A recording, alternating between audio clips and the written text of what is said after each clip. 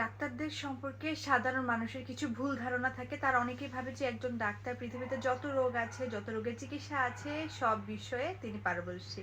কিন্তু medical science এত বড়, এত ভাস্ট, এত কিছু এখনো অনাবিষ্কৃত রয়ে গেছে যে এগুলো সম্পর্কে সব বিষয়ে আপডেটেড থাকা একজন ডাক্তারের পক্ষে সম্ভব না।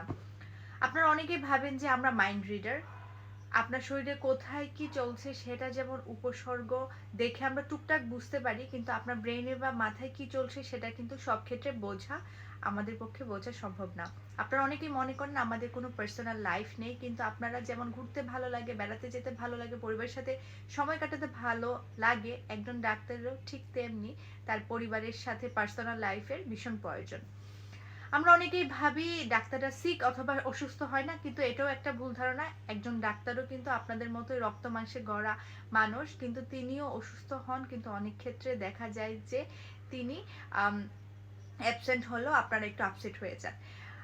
আবার আপনারা অনেকে ভাবেন যে ডাক্তাররা আসলে সবচেয়ে বেশি হেলদি লাইফ স্পেন্ড করে, কিন্তু এটাও আসলে ভুল ধারণা। অন্য সব মানুষের মতো একজন ডাক্তারেরও কিন্তু হেলদি লাইফ স্টাইল মেনটেনের জন্য একটা মোটিভেশন অবশ্যই প্রয়োজন হয়। আপনারা সবাই ভালো থাকবেন। আল্লাহ হাফেজ।